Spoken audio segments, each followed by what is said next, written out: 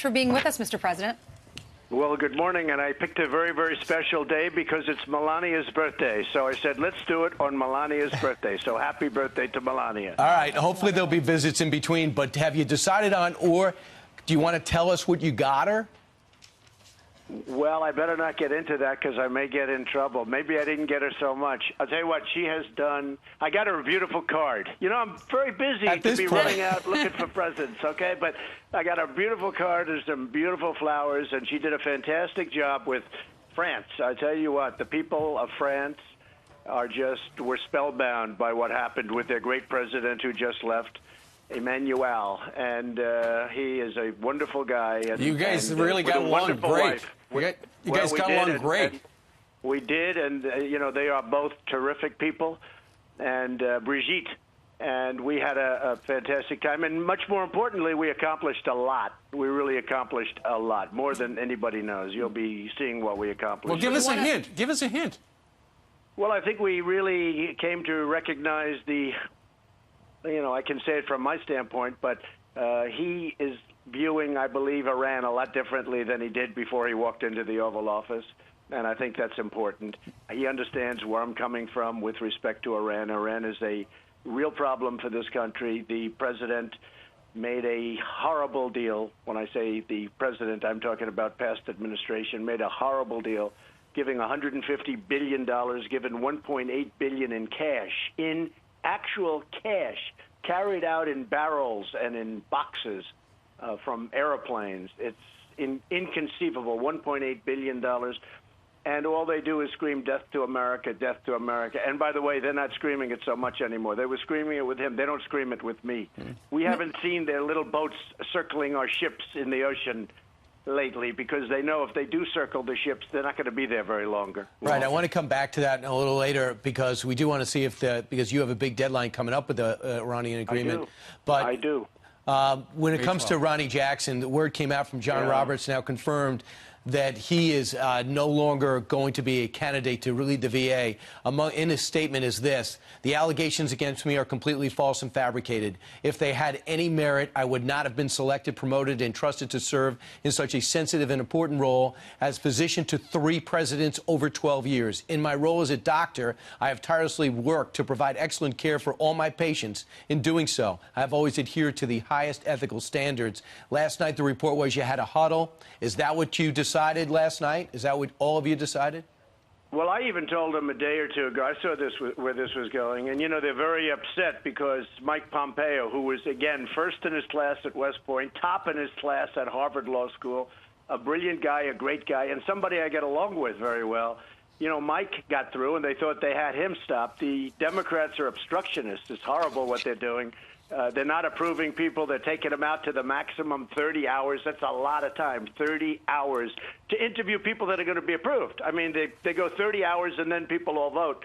And it's a disgrace. In fact, they had a report the other day that at this rate, it'll be 9 years before they're allowed to come into government. So you have people that have given up everything. They've given up their jobs, top-line people, brilliant people. They want to come in and help us in government.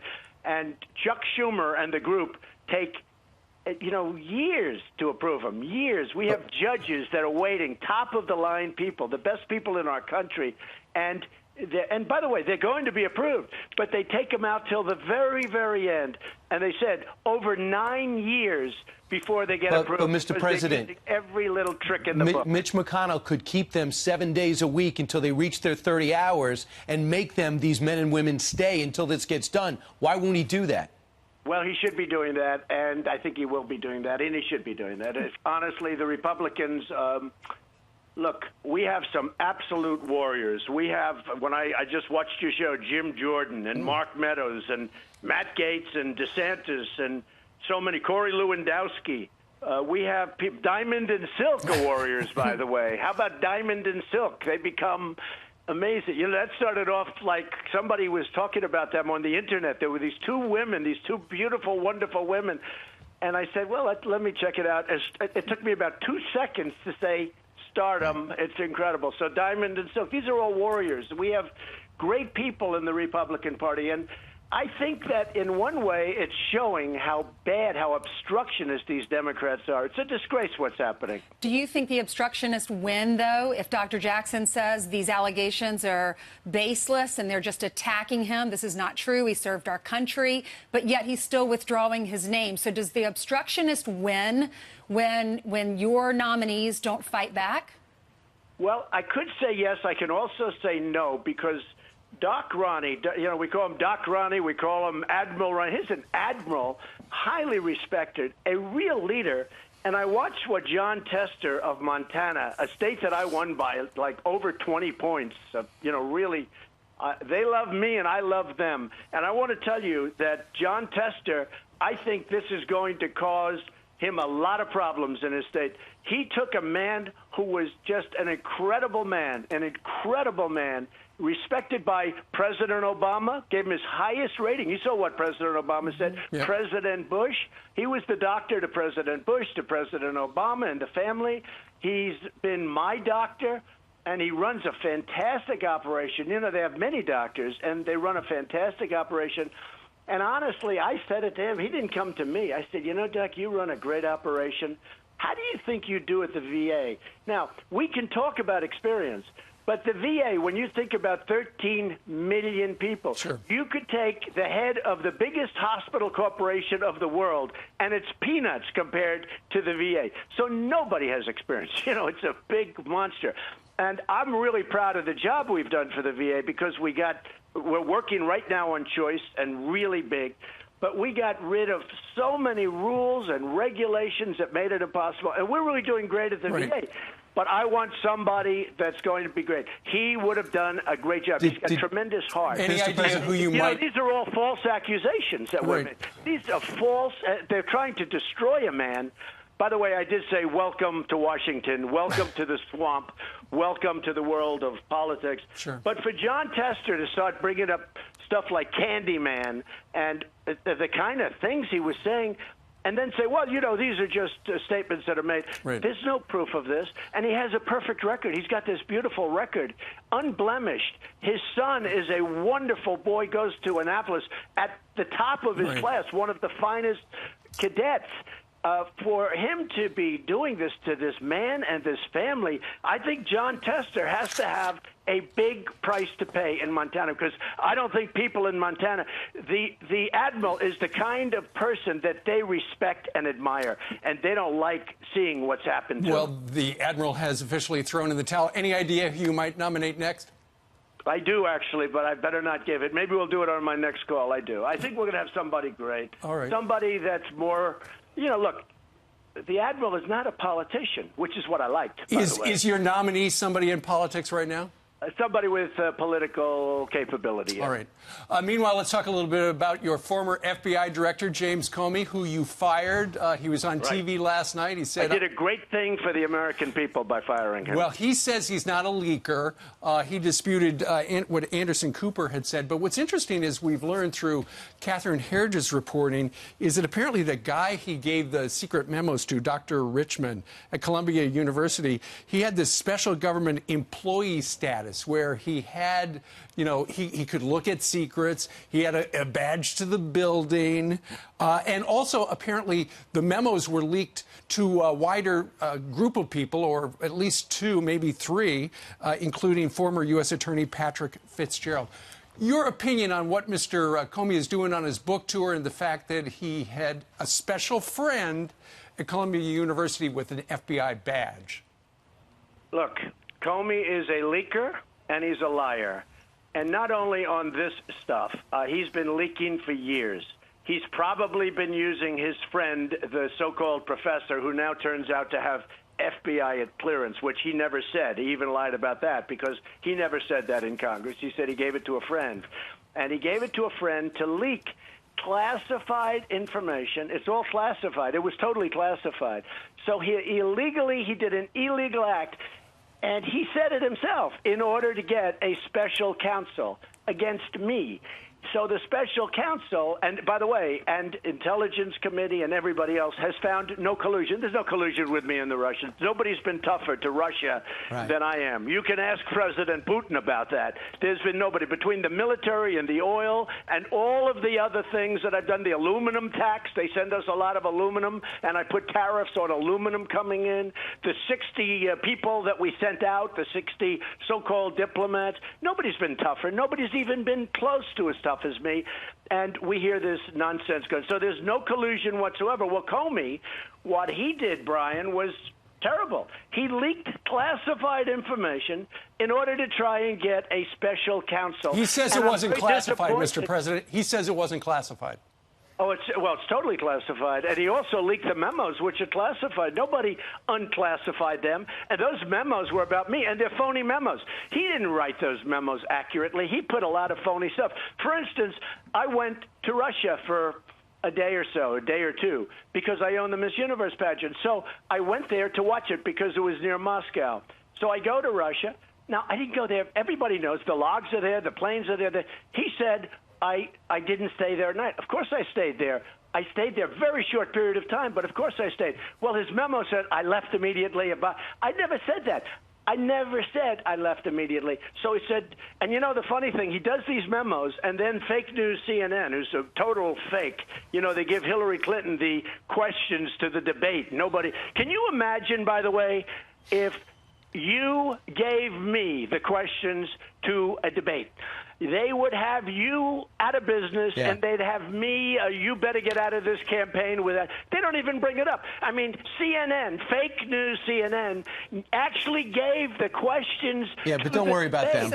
I want to ask you. But think of it. How bad is that? So anyway, so Comey leaked, and by the way, also what he did with CNN in order to placate them, you saw that whole scenario. This is a big mistake, this book. He is guilty of crimes, and if we had a Justice Department that was doing their job instead of spending it's your $10 Justice billion Department, Mr. President. Mr. President, you're the Republican in charge. You've got a Republican running it. What I answer this all the time. Because of the fact that they have this witch hunt going on with people in the Justice Department that shouldn't be there, they have a witch hunt against the President of the United States going on. I've taken the position, and I don't have to take this position, and maybe I'll change, that I will not be involved with the Justice Department. I will wait till this is over. It's a total... it's all lies, and it's a horrible thing that's going on, a horrible thing. And yet I've accomplished, with all of this going on, more than any president in the first year in our history. And everybody, even the enemies and the haters admit that. We have accomplished more than any president in the first year by far. If you look at regulations and the big tax cuts and Judge Gorsuch, so many things, and many other judges. But the big thing, the tax cuts, the regulations, nobody's done what we've done, what I've done, despite what's going on. So I'm very disappointed in my Justice Department. But because of the fact that it's going on, and I think you'll understand this, I have decided that I won't be involved. I may change my mind at some point because what's going on is a disgrace. It's an absolute disgrace. And by the way, the only collusion is the collusion with the Democrats and the Russians. You take a look at what's going on there. They wouldn't even give their server, the DNC, Democratic National Committee, wouldn't even give its server to the FBI. So what kind of an FBI? They break down doors for Paul Manafort early in the morning. His wife is in bed, like at 5 or 6 in the morning. And they undo the lock for Michael Cohen early in the morning. And yet they walk into the DNC and they won't give them the server. They say, we're not giving you the server. Oh, okay, we'll leave. That's not the FBI. That's a fix. All right, let's talk about Michael Cohen. Yesterday, through his attorney, he's going to be taking the 5th. What's your reaction to that, being that you work with him for a couple of decades as your attorney? He's a good person. What's at stake for you, Mr. President? Hey, look, Brian, you know Michael. Michael's been on your show, I'm sure, a lot. You know, Michael is a good person. Let me just tell you that Michael is in business. He's really a businessman, a fairly big business as I understand it. I don't know his business, but this doesn't have to do with me. Michael is a businessman. He's got a business. He also practices law. I would say probably the big thing is his business. and they're looking at something having to do with his business. I have nothing to do with his business. I can tell you, he's a good guy. But isn't his business your attorney, Mr. President? Well, I have many. Just so you understand, I have many attorneys. I have attorneys. Sadly, I have so many attorneys you wouldn't even believe it. How much of your, Mr. President, how much of your legal work was handled by Michael Cohen? Well, as a percentage of my overall legal work, a tiny, tiny little fraction. But Michael would represent me on some things. He represents me, like with this crazy Stormy Daniels deal. He represented me, and, from what I see, he did absolutely nothing wrong. There were no campaign funds going into this. Then why is he pleading the Fifth? Which would have been a problem. Because he's got other things. He's got businesses. And from what I understand, they're looking at his businesses. And I hope he's in great shape.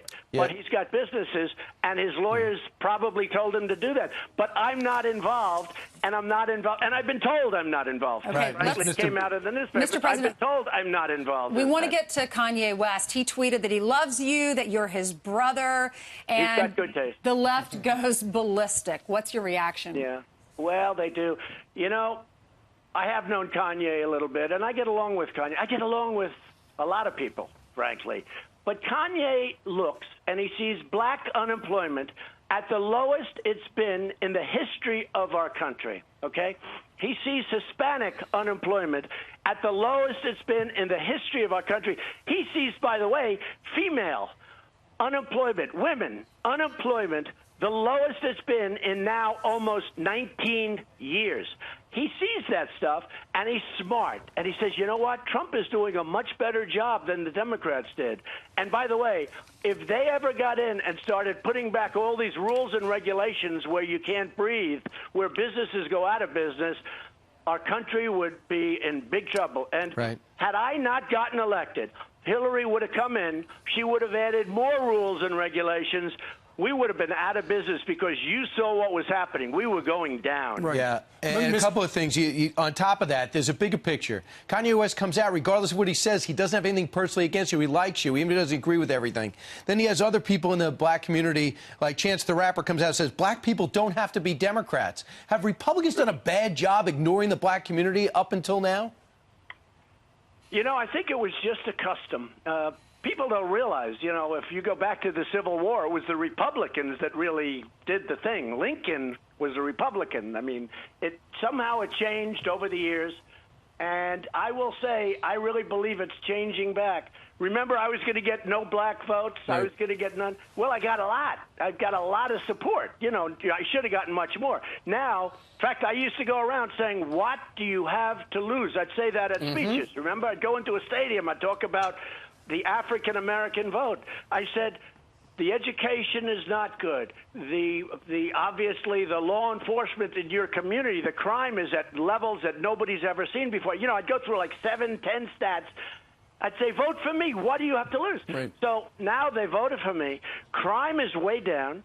And really importantly, the unemployment picture is the best it's been in the history of our country for African Americans. Mr. President, what does it say, though, about the political discourse in this country that when somebody comes out and say, I like Donald Trump, suddenly the political left goes out and destroys him? Shania Twain was asked a couple of days ago about, well, if you could have voted for Donald Trump, would you have? And she said, yeah, I would have. And then she got so destroyed online, she had to come out and apologize. And then yesterday, the same thing with Kanye West. Suddenly people are saying the guy's out of his mind because he supports you. What happened to being able to have a different point of view? Right. I'll tell you what happened. Shania, who I think is terrific, but she made a mistake by sort of saying, I wish I didn't, go public with it. But we know how she feels. But people have done that, and they're amazed at what happens to their business because we have tremendous support. We have tremendous fans. If I ever called for a rally in Washington, D.C., we'd have millions of people coming into Washington because they love what's happening. So when I see a Kanye sticking to his guns, or when I see others, and there are plenty of others, sticking to their guns and coming out and saying it, you have a young lady who's been very much in the news in the last 3 or 4 days. Candace Owens. Because she's fantastic. She's like the hottest thing out there now. You have people do that. they become much more popular. Remember, we won the election, and we won it easily. You know, a lot of people say, oh, it was close. And by the way, they also like to always talk about Electoral College. Well, it's an election based on the Electoral College.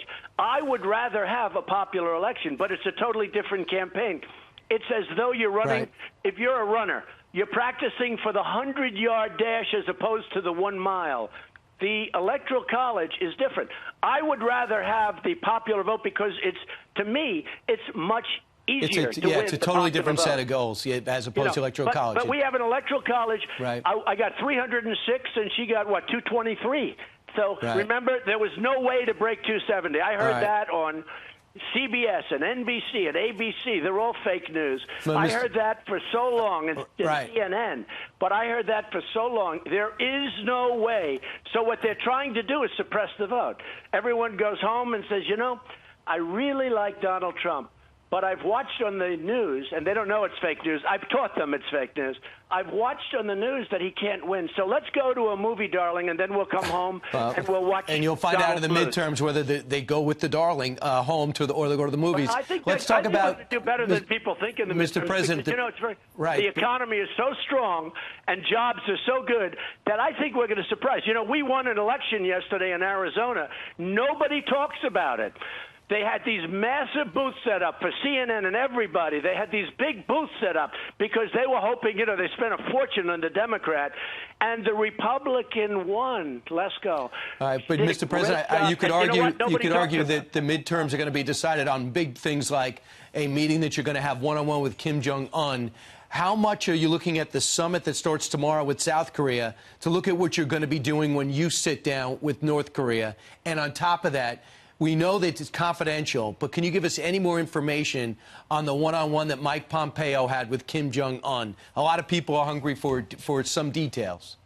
Well, I can. First of all, we're doing very well with North Korea, and we'll see how it all comes out. Again, Brian, I'm not like Obama, where you go in and you have Kerry, who's the worst negotiator I've ever seen. He goes in for the Iran deal. He never leaves. He should have left. He should have just left. He could have made a much better deal. But so it could be that I walk out quickly. With respect, but it could be that maybe the meeting doesn't even take place. Who knows? But I can tell you right now, they want to meet. They wanted to go to the Olympics. Look, it was very, very nasty, you know, with Little Rocket Man and with the buttons, and, you know, my button's bigger than... Everybody said, this guy's going to get us into nuclear war. Let me tell you, the nuclear war would have happened if you had weak people. We had weak people. This should have been settled long before I came into office. This is a much different ballgame than if they did it 5 or 10 or 20 years ago. This is a much more dangerous ballgame now. But I will tell you, it's going very well. Mike Pompeo did go there. He wasn't supposed to meet with Kim Jong-un, but he did. They arranged, actually, while he was there to say hello. We have incredible pictures of the two talking and meeting, which I'd love to release if we can. I'll do that. Actually, it's not so a bad it was just idea. A hello, Mr. President? But no, it was more than a hello. They got along. They were with each other for, you know, more than an hour. Right. They spoke, and he also spoke with his counterparts in North Korea. They had a great meeting. He then left. It was very, very secret, very, very quiet. They had a great meeting. He left. And, you know, when I watched Sleepy Eyes Chuck Todd the other day saying, why is the president giving up so much and North Korea's giving up nothing? This was at the beginning of Meet the Press, which, I mean, this guy shouldn't even be on the show. So I said to myself, well, wait a minute, see, it's just the opposite. I haven't given up anything.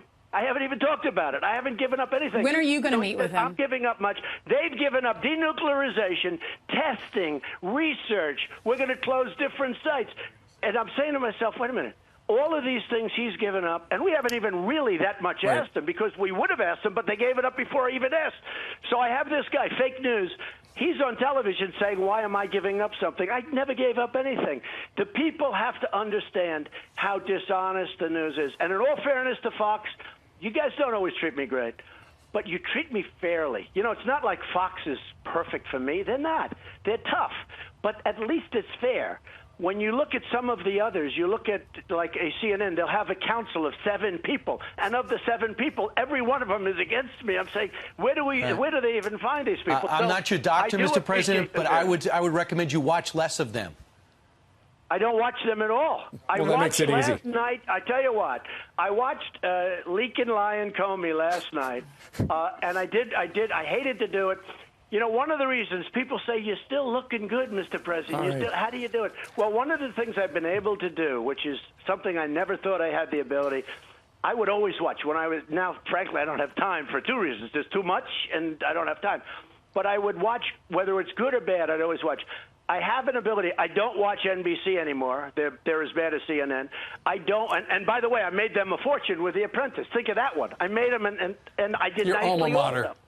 No, but I made them a fortune. Right. You would think that these guys would treat me great. I made them a fortune, so they treat me horribly, and they treat me falsely. But just one thing, I don't watch things that I can put it out of my mind, and I never, ever thought that that would be possible. And you know what that does? It keeps you on the ball. It keeps you, you keep your sanity, and it works very well. But Mr. last President, night I did watch A Liar Leaker.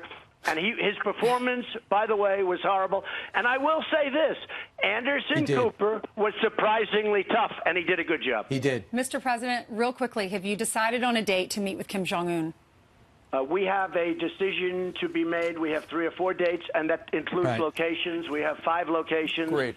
And that'll all be narrowed down. I can only say this. When I came into office, people thought we were going into nuclear war, okay?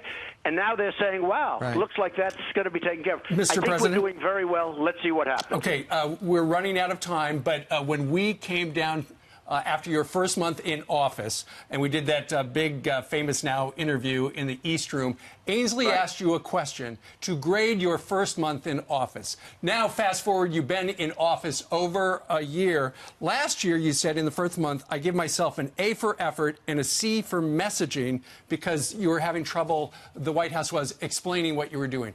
How would you grade yourself now? Look, I'm fighting a battle against a horrible group of deep-seated people, drain the swamp, that are coming up with all sorts of phony charges against me, and they're not bringing up real charges against the other side. So we have a phony deal going on, and it's a cloud over my head, and I've been able to really escape that cloud because the message now everyone knows it's a fix, okay? It's a witch hunt, and they know that, and I've been able to message it. I would give myself an A+. Nobody has done what I've been able to do, and I did it despite the fact that I have a phony cloud over my head that doesn't exist. It was what the Democrats used to try and make an excuse for their loss of an election, for their loss of the Electoral College that they should never lose because the Electoral College is set up perfectly for the Democrats. And this was an absolute total beating in the Electoral College. They should never lose the Electoral College, and they did, and they got swamped. But does it make you want to talk to Mueller and put an end to it? Does it make you want to talk to him? Because that's what Rudy Giuliani was. The problem is that it's such, if you take a look, they're so conflicted. The people that are doing the investigation, you have 13 people that are Democrats. You have Hillary Clinton people. You have people that worked on Hillary Clinton's foundation. They're all, I don't mean Democrats. I mean like the real deal. And then you look at the phony Lisa Page and Strzok and the memos back and forth in the FBI. And by the way, you take a poll at the FBI. I love the FBI. The FBI loves me. But the top people in the FBI, headed by Comey, were crooked. You look at McCabe, where he takes $700,000 from somebody supporting Hillary Clinton. He takes $700,000 for his wife's campaign. And by the way, didn't even spend that money. They kept some of it because under that law, she took $7. He took $700,000 from a group headed by Terry McAuliffe, who was under investigation by McCabe and the FBI, and that investigation disappeared. He took $700,000. And you look at the corruption at the top of the FBI, it's a disgrace. And our Justice Department, which I try and stay away from, but at some point I won't. Our Justice Department should be looking at that kind of stuff, not the nonsense of collusion with Russia. There is no collusion with me and Russia, and everyone knows it. Everyone, we could talk to you all day, but it looks like you have a million things to do. But I hope you could join us again, Mr. President. Thank you so much for being with us. Good luck with your book. It's going to be a winner. Thank you so much. And happy birthday to Melania. Thank you very much. We'll see you next Thursday, Mr. President. Yeah. Okay. Phone lines open. Call in again sometime.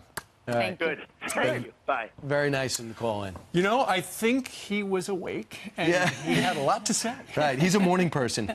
He's already proven that to us. All right, well, broke a lot of news right there. We think the President of the United States, and our producers have been trying to get him back on the program over a year since our first interview. They worked and so today hard. he finally said, okay, I'll do it on the phone.